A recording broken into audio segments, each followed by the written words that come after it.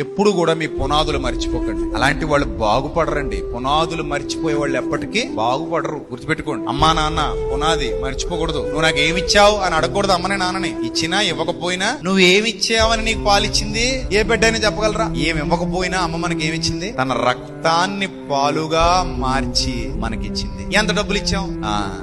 ఆ మాట దగ్గరే మనం సగం తెచ్చాం. ఏమిచ్చావని నీకు పాలిచ్చింది అంటేనే మన దగ్గర ఏమి లేదు, ఆన్సర్ లేదు. ఇంకా అక్కడి నుంచి మాట్లాడుకుంటూ వెళ్ళిపోతే నువ్వు ఏమిచ్చావని నీ కోసం నైట్ డ్యూటీలు చేసింది. నైట్ డ్యూటీలు అంటే రాత్రంతా నిద్రపోకుండా నీ కోసం కాసిన కాపలా. నీకు ఏదైనా జ్వరం వచ్చిందనుకో, నేను హాస్పిటల్కి తీసుకెళ్లాలనుకో, రాత్రంతా నీ పక్కన కూర్చొని తన చేతులతో నిన్ను నిమురుతూ నీకేం చేసింది, ఎంత చేసింది. ఇప్పుడు నువ్వు లెక్కలు మాట్లాడతావా?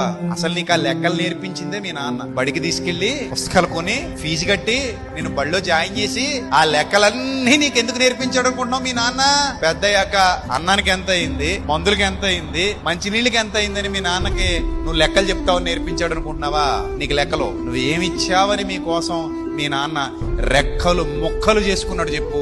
ఆ రెక్కలు మొక్కలు చేసుకున్న దానికి ఇప్పుడు నువ్వు లెక్కలు చెప్తావా? గట్టిగా మాట్లాడితే నీకు లెక్కలు నేర్పించిందే బడిలో జాయిన్ చేసి ఆయన, మీ నాయన. అవునా కాదా చెప్పు. కాబట్టి అమ్మ పట్ల గాని నాన్న పట్ల గాని ఏముండాలి? కృతజ్ఞతా భావన. అది చచ్చిపోతే నువ్వు చచ్చిపోయినట్లు లెక్క.